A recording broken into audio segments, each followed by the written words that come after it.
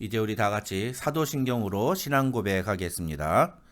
전능하사 천지를 만드신 하나님 아버지를 내가 믿사오며 그 외아들 우리 주 예수 그리스도를 믿사오니 이는 성령으로 잉태하사 동정녀 마리아에게 나시고 본디오 빌라도에게 고난을 받으사 십자가에 못 박혀 죽으시고 장사한 지 사흘 만에 죽은 자 가운데서 다시 살아나시며 하늘에 오르사 전능하신 하나님 우편에 앉아 계시다가 저리로서 산자와 죽은 자를 심판하러 오시리라. 성령을 믿사오며 거룩한 공회와 성도가 서로 교통하는 것과 죄를 사하여 주시는 것과 몸이 다시 사는 것과 영원히 사는 것을 믿사옵나이다. 아멘. 이제 우리 찬송가 260장 함께 찬양하겠습니다. 찬송가 260장입니다.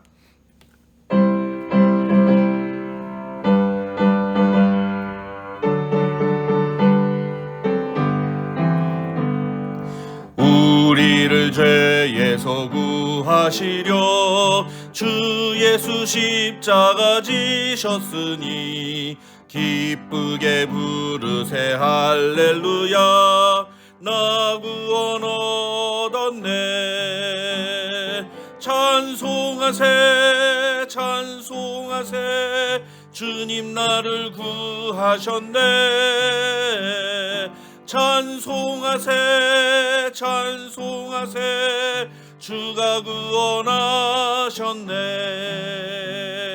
우리를 주께서 구했으니 이전에 행하던 악한 일과 추하고 더러운 모든 죄를 온전히 버렸네. 찬송하세 찬송하세 주님 나를 구하셨네. 찬송하세 찬송하세 주가 구원하셨네.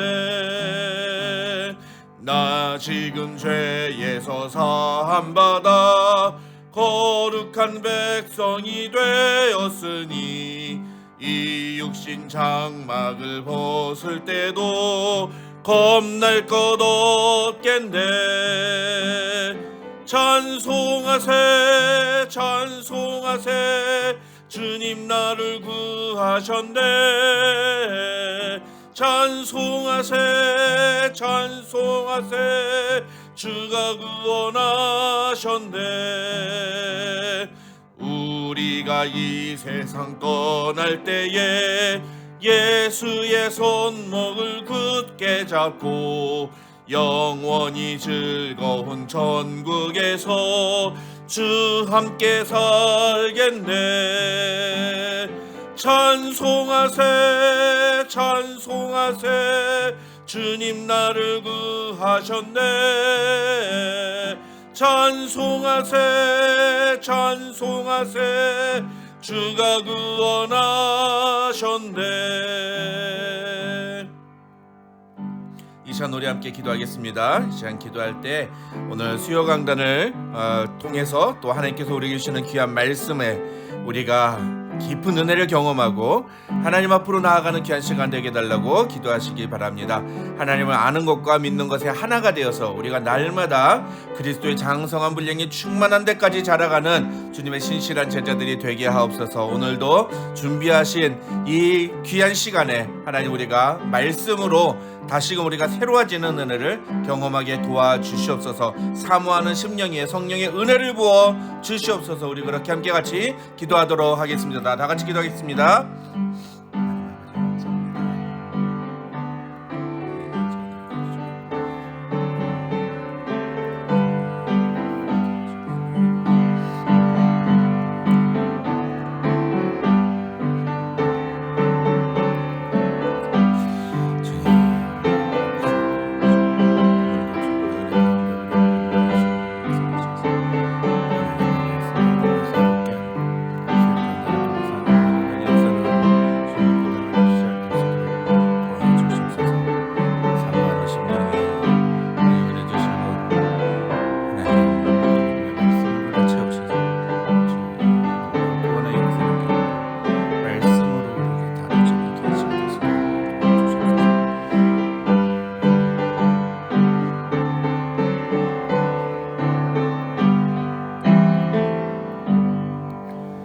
사랑과 은혜가 충만하신 하나님 감사합니다. 오늘도 우리에게 귀한 시간 허락하여 주시고 수요 강단으로 함께 모일 수 있도록 은혜 주심을 감사합니다.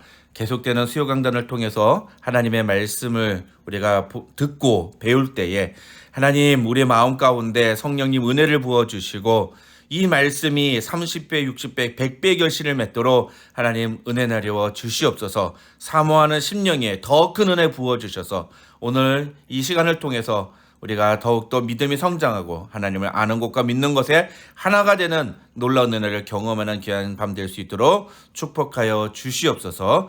감사드리며 예수님의 이름으로 기도드립니다. 아멘. 오늘은 기독교 기본교리 구원의 서정 두 번째 시간으로 중생에 대해서 함께 살펴보겠습니다. 중생, 우리가 흔히 born again이라고 이야기를 하죠. 중생이란 무엇인가, 그리고 중생에 대해서 우리가 어떻게 이해해야 하는가, 중생은 어떻게 우리 안에서 일어나는가, 또 중생의 증거는 무엇인가에 대해서 우리가 함께 살펴보겠습니다. 지난주에 우리가 이 소명에 대해서 이야기하면서 소명을 내적인 소명과 외적인 소명 둘로 구분할 수 있다, 그렇게 말씀을 드렸죠. 그런데 이 외적인 소명은 모든 사람에게서 일어나는 것이지만 내적인 소명은 반드시 중생한 사람에게만 일어난다, 그 말씀을 드렸습니다. 그러면서 제가 중생하지 않은 사람은 하나님의 말씀을 깨닫지도 못하고 이 구원을 받지 못한다, 그렇게 말씀을 드렸습니다. 중생은 우리 그리스도인에게 있어서 굉장히 중요한 사건입니다. 중생하지 않은 사람은 절대로 구원받은 사람이라고 말을 할 수가 없습니다. 왜냐하면 다시 살아나지 않았기 때문에. 중생, 다시 살아나지 않으면 그는 계속해서 죽어있는 상태인 것입니다. 그래서 이 중생의 사건은요, 우리의 신앙인에게 있어서 굉장히 중요한 문제라는 것을 여러분 꼭 기억하시고요. 또 결론부터 먼저 말씀을 드리면, 중생을 해야지만 우리가 하나님의 말씀을 깨닫고 하나님의 말씀에 반응할 수가 있습니다. 우리의 신자로서 모든 신앙 생활이 이 중생을 통해서 나타나는 것입니다. 물론 중생하지 않고서도 교회를 다닐 수가 있어요.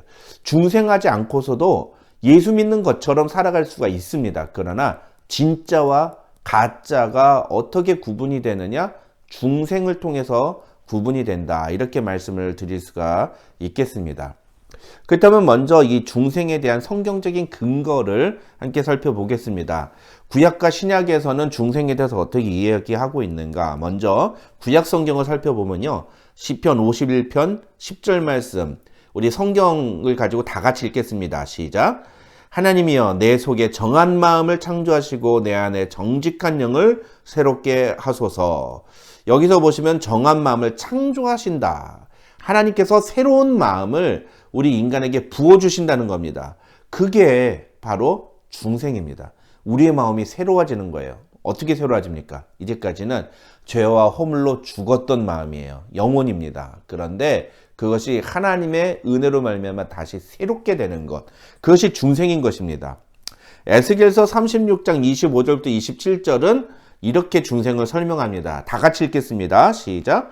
맑은 물을 너희에게 뿌려서 너희로 정결하게 하되 곧 너희 모든 더러운 것에서와 모든 우상 숭배에서 너희를 정결하게 할 것이며 또 새 영을 너희 속에 두고 새 마음을 너희에게 주되 너희 육신에서 굳은 마음을 제거하고 부드러운 마음을 줄 것이며 또 내 영을 너희 속에 두어 너희로 내 율례를 행하게 하리니 너희가 내 규례를 지켜 행할지니라. 여러분 여기서도 보시면 아주 그 신약의 복음의 내용이 그대로 구약에도 담겨져 있지 않습니까? 하나님께서 우리를 정결하게 하시면서 우리에게 새 영을 주시겠다. 이게 중생입니다. 이게 중생이에요. 그리고 사실은 이게 성경에서 보면 영과 마음, 혼, 영이 다 같은 의미로 쓰입니다.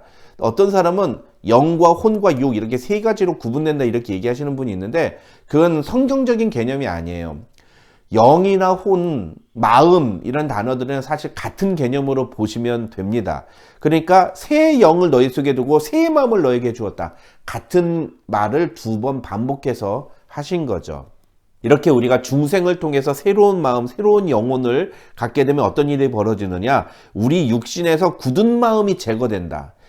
여러분 굳은 마음을 뭐라고 표현합니까? 완악한 마음이라고 합니다. 아주 완고한 마음이죠. 그래서 중생한 사람, 예수님 믿고 진짜 은혜를 받은 사람들은요, 마음이 말랑말랑합니다. 부드러워집니다. 그런데 마음이 굉장히 완고한 사람이 있어요. 막 진짜 너무너무 강팍하고 완고하고 뭐 조금도 뭐 바늘이 들어가지 않을 것처럼 이렇게 아주 강한 사람이 있습니다. 그런 사람은 진짜 구원받은 사람인지 한번 고민해 볼 필요가 있습니다. 예수 믿는 사람은 그런 사람이 될 수가 없습니다. 그게 성경에서 우리에게 이야기하고 있는 내용이라는 거죠. 이게 구약 성경에 나오는 중생의 증거이고요. 그다음에 이제 신약 성경을 살펴보겠습니다. 신약 성경에서는 우리가 아주 잘 아는 말씀이죠. 니고데모에게 하신 말씀. 예수님이 니고데모에게 하신 말씀. 요한복음 3장 3절 다 같이 읽겠습니다. 시작.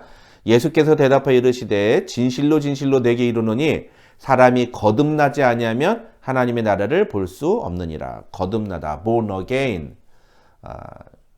다시 태어나야 된다는 거죠. 그러니까 니고데모는 이걸 이해를 못했어요. 아니 우리가 어떻게 다시 어머니의 자궁으로 들어갔다 나옵니까?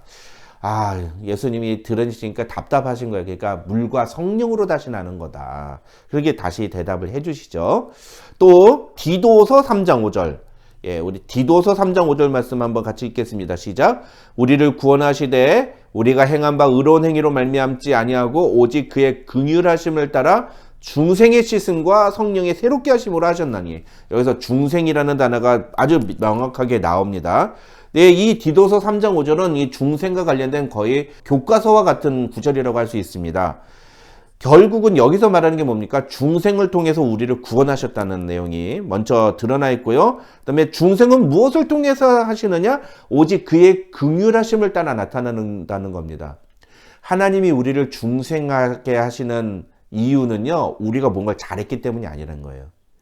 구원은 전적인 은혜입니다. 내 행위로, 내 어떤 공로로 받는 게 아니고, 그건 하나님의 선택이에요. 하나님이 우리를 불쌍히 여겨 주셔서 우리에게 중생을 선물로 주시면 우리는 구원받는 겁니다. 그런데 우리가 뭐 세상에서 아무리 착한 일을 하고 뭐 기부금을 많이 내서 많은 사람들에게 선한 사람이라고 인정을 받았어도 하나님이 선택하지 않으시면, 하나님이 그를 불쌍하게 여기지 않으시면 그는 중생받지 못합니다. 이게 굉장히 중요한 부분이라는 거죠. 중생의 주도권은 하나님께 있습니다. 그거 분명하게 우리 기억해야 되고요. 베드로전서 1장 23절 너희가 거듭난 것은 썩어질 씨로 된 것이 아니요 썩지 아니할 씨로 된 것이니 살아있고 항상 있는 하나님의 말씀으로 되었느니라. 여기서도 두 가지를 우리가 살펴봐야 됩니다. 무엇입니까? 중생은 썩지 아니할 씨로 된 것이다. 중생이 무엇에 의해서 우리에게 시작이 됐느냐? 그것은 살아있고 항상 있는 하나님의 말씀으로 되었다. 이 얘기는 첫 번째는 중생이 일어나게 된 중생의 유효성을 의미하는데, 중생은 영원히 살아있는 하나님의 말씀이 우리에게 들어와서 시작된 것이기 때문에 그것이 유효하다는 것이고요. 두 번째는 그렇기 때문에 그 중생은 그 하나님의 말씀의 속성으로 말미암아 우리 안에서도 영원하다는 겁니다. 그래서 한 번 중생한 자는 영원히 하나님의 그 중생에서 벗어나지 않게 된다. 지난주에 새벽에 만날 때 우리가 그거 다루지 않았습니까? 구원받은 사람은 한 번 해병은 영원한 해병처럼 생각하면 안 된다. 이런 말씀을 드렸는데, 왜 그런 오해를 하느냐 하면은 이 견인의 문제가 아니라 중생의 문제예요. 중생의 문제. 진짜 중생한 사람은 다시는 그 말씀에서 벗어나지 않습니다. 근데 중생을 했는지 안 했는지 무엇을 통해서 우리가 알 수 있느냐? 그 사람의 삶의 여정 속에서 나타나는 증거들이 그 사람이 진짜 중생한 사람인지 아닌지를 가늠할 수 있게 하는 거예요. 그렇지만 그것도 불확실한 겁니다. 최종적인 확인은 어디서 일어나느냐? 하나님의 심판대 앞에서 일어나는 겁니다. 그래서 우리는 이 땅을 살아가면서 우리가 중생받은 자라는 믿음을 가지고 그 믿음에 합당하게 살아가는 것 뿐입니다. 그리고 우리는 주님 앞에 섰을 때에 우리의 내가 이렇게 살았습니다라는 것을 가지고 고백하는 게 아니라 하나님이 나에게 중생을 선물로 주셨다는, 나를 사랑하셨다는, 나를 위해 십자가에 달려 죽으셨다는 사실을 믿을 수 있다는 사실, 그것이 그 주님의 그 죽으심을 근거로 해서 우리가 주님 앞에 설 수 있는 것입니다. 내 노력과 내 의지와 내가 어떤 삶을 살았는지가 우리의 구원과 아무런 관계가 없다는 것이죠. 오직 하나님의 말씀이 우리에게 선포하는 그 내용을 우리가 믿고 받아들이고 수납하느냐. 그래서 우리에게 내적인 소명이 일어나는 거예요. 그 내용이 뭡니까? 하나님의 말씀이 우리에게 무엇을 말씀합니까? 예수 그리스도께서 우리를 위해 죽으시고 우리를 다시 살아나게 하기 위해서 그분도 다시 살아나셨다는 거예요. 그리고 우리의 의로움을 위해서 이제는 하늘로 올라가셨다는 겁니다. 우리를 위해서 그 일들을 하셨다는 사실을 우리가 믿을 수 있는 것, 그게 중생한 자만이, 그리고 그 중생을 통해서 내적인 소명을 경험한 사람만이 할 수 있는 일이라는 겁니다. 이게 이 베드로전서 1장 23절이 우리에게 이야기해 주고 있는 내용인 겁니다. 자, 그렇다면 이제 우리가 중생에 대해서 좀 더 정확하게 좀 알아야 되는데요. 중생을 잘못 오해하는 경우들이 많습니다. 한 5가지 정도가 되는데 하나씩 좀 살펴보겠습니다. 첫째, 중생한 자는 다시 죄를 짓지 않는다, 이렇게 얘기하는 사람들이 있습니다. 이게 어떤 사람이냐면 구원파가 그래요. 구원파들은 중생한 자가 죄를 짓는 것이 아니라 그 안에 있는 자아가 죄를 짓는다, 이렇게 설명을 합니다. 네, 그건 전혀 성경적이지 않은 개념입니다. 중생한 이후에도 하나님 나라에 이르기 전까지는 죄의 본성으로 말미암아 인간은 죄를 지을 수가 있습니다. 그런데 중생한 자들에게는 그 죄를 해결할 수 있는 방법이 주어지는 거죠. 그게 뭡니까? 그게 회개예요. 그런데 구원파들은요, 이미 구원받았어. 예수님이 나의 죄를, 모든 죄를 다 용서하시고 나의 죄를 위해서 십자가에 달려 죽으셨어요. 그렇기 때문에 뭐 할 필요가 없다고 얘기합니까? 회개할 필요가 없다고 얘기해요. 이게 되게 쉬워 보이고 되게 논리적인 것 같지만 사실은 그렇지 않습니다. 그것은 우리의 죄성을, 우리 안에 여전히 남아있는 죄성을 부인하는 반성경적인 그런 시각인 것입니다. 중생한 자도 다시 죄 지을 수 있습니다. 그거 알아야 돼요.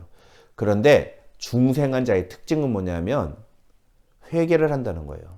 죄를 짓고 난 다음에 다시 주님께로 돌아간다는 겁니다. 이게 중요한 겁니다. 이게. 회개에 대해서는 우리가 다음 주에 다시 한번 살펴보도록 하겠습니다. 두 번째, 잘못된 오해는 뭐냐면 이 앞에서 얘기했던 것과 정반대 개념입니다. 선한 생활이 곧 중생의 증거다, 이렇게 보는 거죠. 선한 생활이 곧 중생의 증거다. 여러분, 그러나 그것도 잘못된 개념입니다. 물론 중생은 삶의 변화로 이어져야 합니다. 그게 맞아요. 그러나 삶이 변화됐다고 해서, 선한 삶을 살았다고 해서 그것이 전적으로 중생받았다는 것을 의미하지는 않는다는 사실을 우리는 알아야 됩니다. 왜 그렇습니까? 중생은 영적인 사건이기 때문이에요. 이건 필요 충분 조건인데요. 중생은 필요 조건이에요. 근데 선한 삶은 충분 조건인 것입니다. 그래서 우리가 중생을 한 사람들은 선한 삶을 살아가게 되어 있습니다. 그러나 선한 삶을 살았다고 해서 모든 사람이 중생을 받았다고 말을 할 수는 없는 것입니다. 중생은 영혼의 기능을 지배하는 성향이 근본적으로 변화되는 것을 의미합니다. 영혼의 기능이란 뭐죠? 지식과 감정과 의지. 그것을 지배하는 성향이 근본적으로 변화되었다. 그렇기 때문에 우리가 선한 삶을 살아갈 수 있는 거죠. 그런데 그리스도인은 이것이 단순히 윤리적으로만 선한 삶을 사는 게 아니라 하나님의 뜻대로 살아가는 삶을 살아가게 되는 거죠. 이게 다른 것입니다. 네. 세 번째 오해가 있습니다. 류광수 다락방이라는 이단이 있는데 이 류광수 다락방에서 주로 이 중생을 이렇게 설명합니다. 어떻게 설명하느냐? 예수 믿는 것과 중생과 영접은 다르다, 이렇게 설명합니다.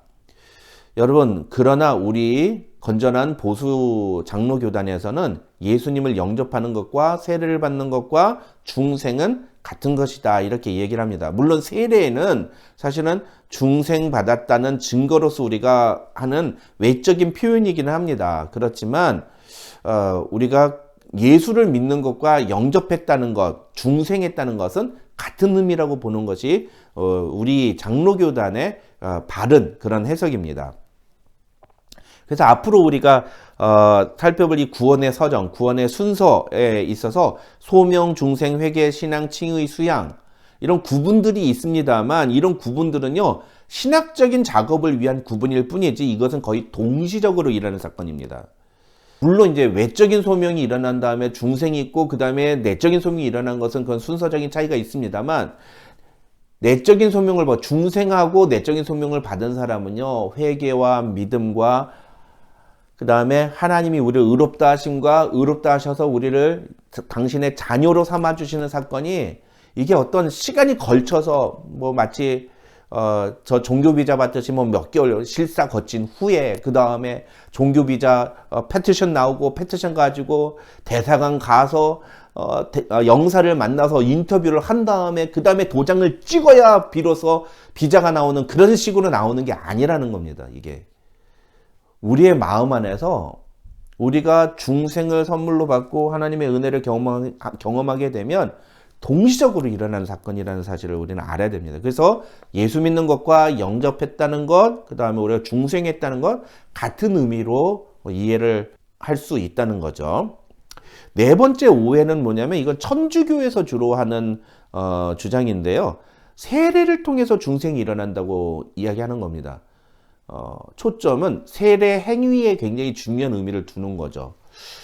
여러분 세례는 중생의 증거로 받는 것이지 세례를 받아야지 중생을 하는 게 아닙니다. 이게 굉장히 중요한 차이죠. 아다르고 어다르다고 말을 하지 않습니까? 세례를 받아야지만 중생하는 게 아닙니다. 중생을 받았다는 증거로서 우리가 세례를 베풀어 주는 거예요. 네. 이게 굉장히 중요한 차이가 있고요. 마지막 다섯 번째 오해는 무엇이냐? 이건 알미니안주의라고 하는데 이건 행위구원을 주장하는 사람들입니다.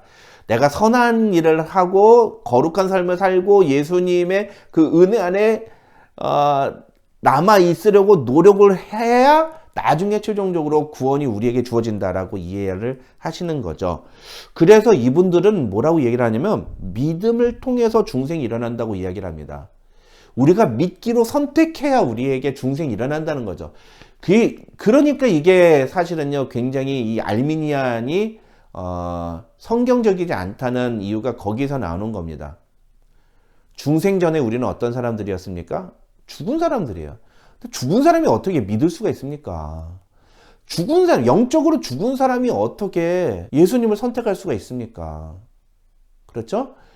그래서 알미니안들은요 인간이 전적으로 타락하지 않았다고 봅니다. 부분적으로 타락했다고 이해합니다. 그리고 인간은 얼마든지 선한 것을 선택할 능력이 있다고 얘기합니다. 자연인이 그렇다는 거예요. 그래서 그의 의지로 그의 선택에 의해서 예수님을 선택하면 그가 구원을 받는 것이고 그가 예수님을 선택하지 않으면 구원을 받지 못한다. 선택의 주도권, 중생의 주도권, 구원의 주도권이 누구에게 있습니까? 인간의 선택에 있는 거예요. 인간의 선택에 의해서 구원을 받기도 하고 구원을 받지 못하기도 한다. 이렇게 이해를 하는 거죠. 이게 우리 장로교단과 가장 큰 차이인 것입니다. 영적으로 죽은 사람은요. 자신이 새롭게 태어나는 일에 어떠한 조력도 기여할 수 없습니다. 우리 어린아이 보세요. 어린아이. 우리 어린 아기가 엄마에게서 태어날 때 자기가 무슨 어떤 노력을 해가지고 엄마 뱃속에 들어가서 합니까? 이건 전적으로 엄마와 아빠의 사랑에 의해서 나타난 작품입니다. 그 어린아이는 조금도 어떤 일을 할 수 없어요.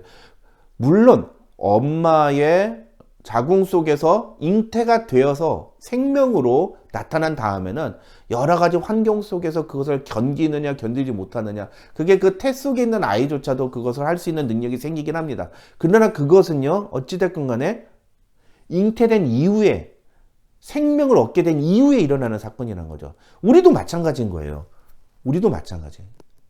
중생을 하느냐 못하느냐는 우리의 선택에 달린 것이 아닙니다. 그건 전적으로 하나님의 선택에 달린 것이고 중생 이후의 삶을 살아가는 것은 우리의 선택의 몫이 되는 것이죠.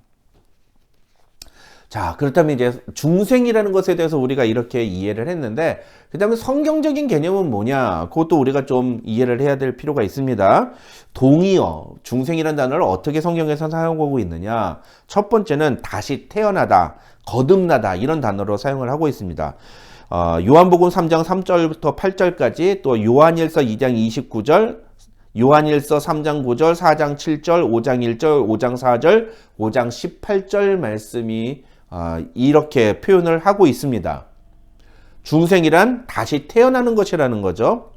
두 번째 중생의 동의어가 있습니다. 그건 바로 새로운 피조물이라는 단어입니다. 우리 잘 아는 고린도후서 5장 17절 말씀. 그런즉 이제 그리스도 안에 있는 자는 누구든지 새로운 피조물이라. 이전 것은 지나갔으니 보라 새 것이 되었도다. 이 새로운 피조물이라는 개념을 가지고 설명하는 건 또 있습니다. 갈라디아서 6장 15절, 그 다음에 에베소서 2장 10절 말씀이 이런 개념으로 중생을 설명하고 있습니다. 이 중생은요, 전적으로 하나님의 창조 사역이기 때문에 인간은 어떠한 조력도 할 수 없는 하나님의 독창적인 권한이라고 할 수 있습니다. 아까 말씀드렸죠? 믿음을 통해서 중생이 일어나는 것이 절대로 아닙니다. 중생은 하나님께서 인간 안에 부어주시는 하나님의 새로운 선물입니다. 그래서 예수님께서는 요한복음 3장 5절에서 중생하지 않으면 하나님의 나라에 들어갈 수 없다고 말씀하시죠. 진실로 진실로 내게 이르노니 사람이 물과 성령으로 나지 아니하면 하나님의 나라에 들어갈 수 없느니라. 자기가 잉태되기 위해서 들어가는 게 아니에요. 물과 성령으로 태어나는 겁니다. 새롭게 태어나는 거예요. 리본 하는 거예요. 리본. 루이스 벌코프라고 하는 조직신학자가 있습니다. 이 조직신학자는 중생을 이렇게 설명했습니다. 새 생명의 원소가 인간에게 심겨지고 영혼의 지배적 성향이 거룩하게 되는 하나님의 행위. 중생이 이런 거라는 거죠. 그러니까 새 생명의 원소가 인간에게 심어지는 거예요. 이거 새 마음을 주셨다. 새 영혼을 창조하셨다. 이렇게 설명했죠. 그리고 그 새로운 영혼으로 말미암아 인간의 지배적인 성향이 바뀌게 되는 것, 지식과 감정과 의지가 바뀌게 되는 것. 어떻게 해요? 하나님을 위해 살기로 변화되는 것입니다. 그래서 인간이 자신의 뜻대로 살아가는 것이 아니라 하나님을 기쁘시게 하는 삶을 살아가게 되는 것이죠. 자, 그렇다면 중생은 어떻게 우리에게 일어나는가? 두 가지로 우리에게 일어납니다. 첫 번째는 성령의 능력으로 일어납니다. 우리 성경 말씀을 찾아보겠습니다. 성경 말씀 에스겔서 11장 19절 말씀. 내가 그들에게 한 마음을 주고 그 속에 새 영을 주며 그 몸에서 돌 같은 마음을 제거하고 살처럼 부드러운 마음을 주어. 여기서 중요한 건 뭡니까? 내가 그들에게 한 마음을 주시겠다는 거예요. 하나님께서 주신다는 겁니다. 하나님께서. 우리는 그것을 성령의 능력이라고 표현을 하죠. 요한복음 1장 13절 이는 혈통으로나 육종으로나 사람의 뜻으로 나지 아니하고 오직 하나님께로부터 난 자들이니라. 우리를 다시 리본하게 하시는 분은 하나님이십니다. 성령 하나님이 우리를 새롭게 태어나게 하신다는 거죠. 요한복음 3장 8절 사람이 이무로 불매 내가 그 소리는 들어도 어디로 와서 어디로 가는지 알지 못하나니 성령으로 난 사람도 다 그러하니라. 성령 하나님, 삼위일체 하나님에 대해서 이야기를 하고 있죠. 성령 하나님으로 난 사람도 다 그러하니라. 사도행전 16장 14절 두아디라시에 있는 자색옷감 장소로서 하나님을 섬기는 루디아라 하는 한 여자가 말을 듣고 있을 때 주께서 그 마음을 열어 바울의 말을 따르게 하신지라. 하나님의 능력으로, 성령의 능력으로, 주님의 능력으로 우리의 마음속에 중생을 일으키신다는 것입니다. 두 번째로 중생은 하나님의 말씀으로 말미암아 우리에게 일어납니다. 야고보서 1장 18절 그가 그 피조물 중에 우리로 한 첫 열매가 되게 하시려고 자기의 뜻을 따라 진리의 말씀으로 우리를 낳으셨느니라. 이렇게 기록합니다. 진리의 말씀. 진리가 뭐죠? 예수 그리스도이죠. 예수 그리스도의 말씀으로 우리를 낳으셨다. 중생은 어떤 초자연적인 사건에 의해서 일어나는 것이 아닙니다. 중생은 하나님의 말씀을 들을 때 우리 안에 일어나는 것입니다. 외적인 소명을 들을 때 우리 안에 일어나는 것이 중생인 것입니다. 베드로전서 1장 23절 너희가 거듭난 것은 썩어질 씨로 된 것이 아니요 썩지 아니할 씨로 된 것이니 살아있고 항상 있는 하나님의 말씀으로 되었느니라. 아까 살펴봤던 말씀이죠. 우리의 중생은 하나님의 말씀으로 되었다는 사실을 우리가 기억해야 됩니다. 그렇기 때문에 우리는 늘 하나님의 말씀을 붙들고 살아야 됩니다. 그리고 우리가 전도를 할 때도 마찬가지예요. 나중에 우리가 그 부분도 우리가 훈련을 하겠습니다만 많은 분들이 전도를 할 때 우리 교회 새로운 목사님 왔어. 새로운 목사님이 짬뽕도 만들어 교회에 순종반점 개점한대. 우리 교인만 그걸 먹을 수 있대. 그러니까 우리 교회에 와봐. 여러분 이거 잘못된 겁니다. 이렇게 전도하지 마세요. 여러분이 전해야 되는 것은 제가 아닙니다. 우리 교회가 아니에요. 우리는 하나님의 말씀을 전해야 됩니다. 예수 그리스도의 복음을 전해야 돼요. 그 복음을 듣고 그 복음에 반응해서 오시면은 그럼 얼마든지 웰컴이에요. 근데 그게 아니라 우리 교회가 어떤 시설이 어떻고 우리 교회가 어떤 프로그램을 하고 어떤 새로운 목사님이 오셨고 뭐 이런 것들은 절대 전도의 내용이 되어서는 안 됩니다. 우리는 평생 하나님의 말씀을 전하는 자들이 되어야 됩니다. 그리고 그 말씀을 전함으로써 세상 사람들 가운데 중생이 일어나기를 소망하며 우리가 그 복음을 전해야 되는 것이죠. 다시 한번 정리해 볼까요? 어떻게 우리에게 중생이 일어납니까? 첫 번째로 하나님의 능력으로, 성령의 능력으로 우리에게 나타난다. 두 번째로 하나님의 말씀으로 나타난다. 우리는 하나님의 능력으로 중생을 받았고 하나님의 말씀으로 다시 태어나게 되었다. 이 사실을 우리가 꼭 기억하시기를 바랍니다. 마지막입니다. 마지막. 그다음 중생의 증거가 무엇이냐? 중생한 사람에게서 나타나는 증거가 있습니다. 이 사람이 중생한 사람인지 중생하지 않은 사람인지 알아야 될 거 아닙니까? 어떻게 할 수 있느냐? 두 가지로 할 수 있습니다. 첫 번째가 회개예요. 회개. 중생하고 나면 제가 지난주에도 잠시 말씀을 드렸습니다만 중생하고 나면 다시 살아나게 되죠. 근데 우리가 육신의 어린아이는 태어나서 자기가 인지를 잘 못하죠. 그렇지만 우리의 영혼의 어린아이들은요.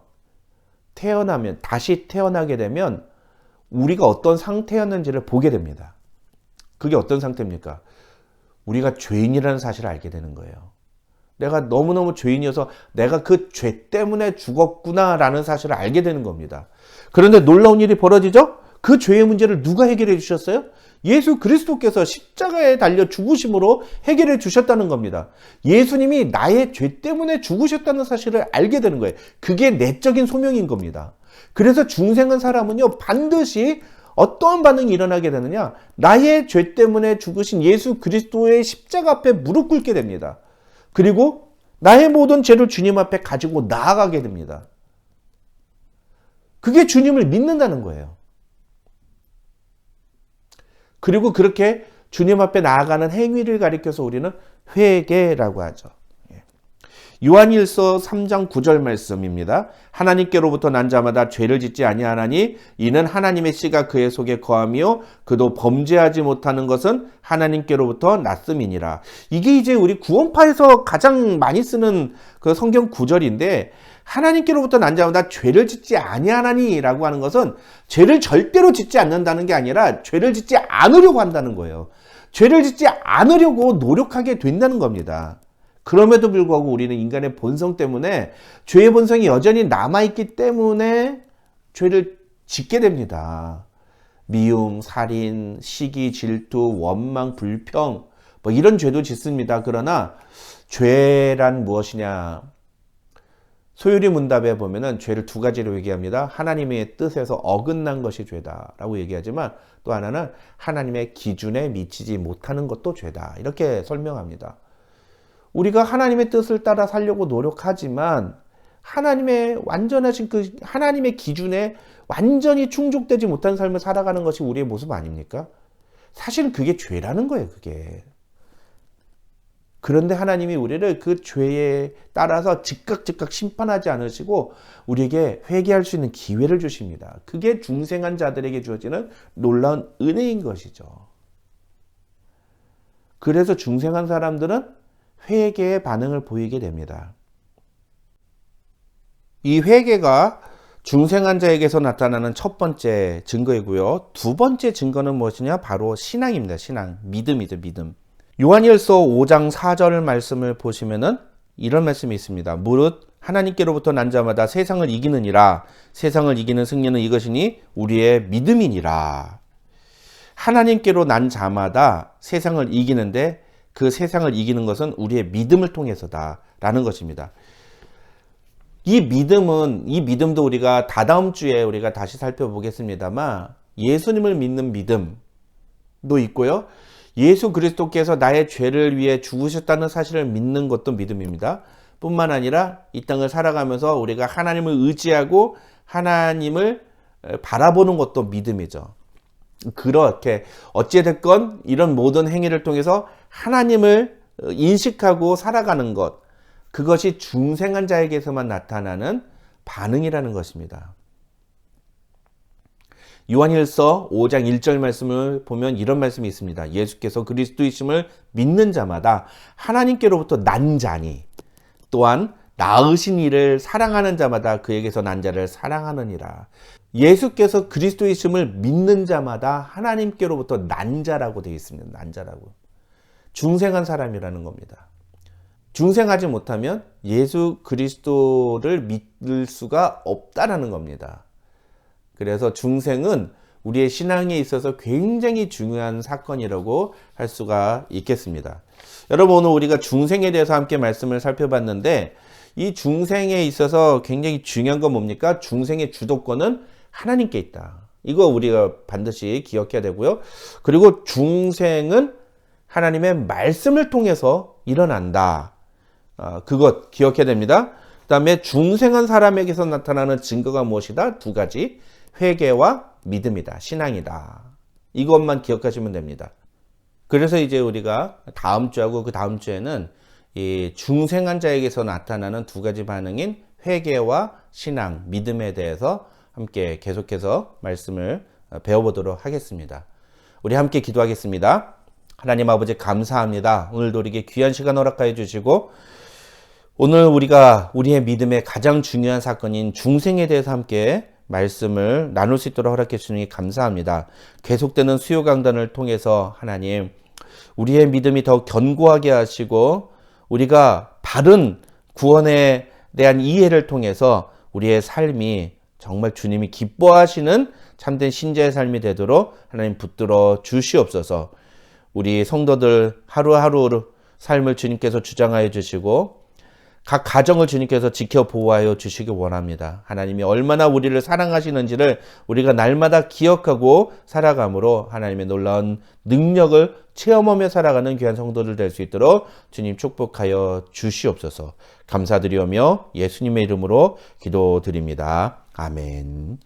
지금은 우리 구주 예수 그리스도의 한이 없으신 은혜와 우리 아버지 하나님의 만극하신 사랑과 성령 하나님의 감동, 감화, 교통, 충만하신 은혜가 너희 무리 가운데 함께 있을지어다. 아멘.